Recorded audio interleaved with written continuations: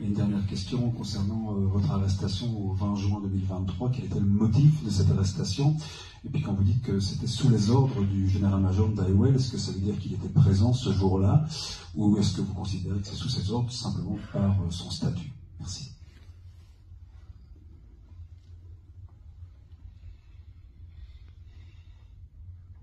Merci beaucoup pour la question. Je présente mes excuses à l'opinion publique et à toute la salle. Je te prépare l'émotion par rapport à ce que j'ai subi.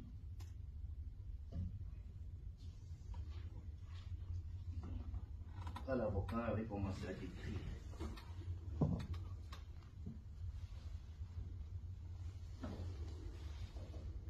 La conférence des patriotes dont je suggère,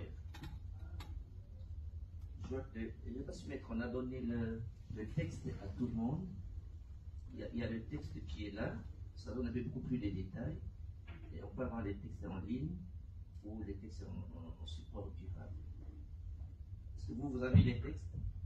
On va le distribuer. On va vous les distribuer, vous aurez beaucoup plus de détails. En fait, il n'y a aucun espoir avec M. Tshilombo aujourd'hui. Parce qu'il est question de notre avenir, de notre destin. Maître vous a dit, imaginez-vous que depuis le 97 dont j'ai pris les derniers prisonniers politiques de maréchal Mobutu, de 97 à ce jour, vous savez combien d'années? Je ne fais que combattre pour la démocratie. C'est-à-dire qu'il y a une volonté de défendre une démocratie électorale, une volonté de défendre la Constitution, une volonté de défendre la liberté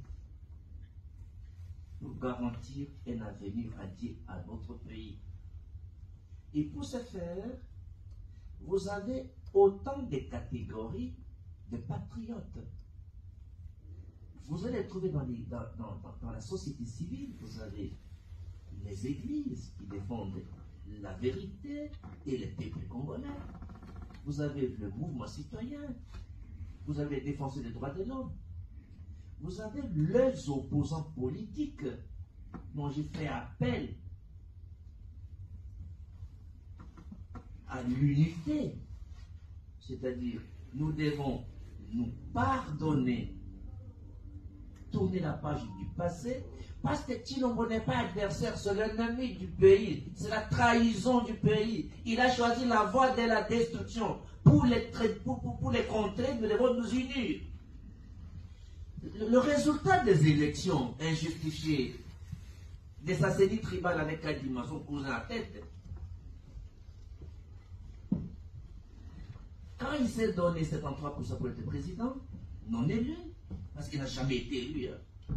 En 2018, vous avez vu que c'était un accord politique, compromis africain. Cette fois-ci, c'est Katumbi qui a gagné les élections, ce n'est pas lui. Et tout le monde le sait. La mission finale des observateurs vient de paraître, il n'y a pas 4 jours. Alors, maintenant, lorsqu'il s'est octroyé ce résultat non mérité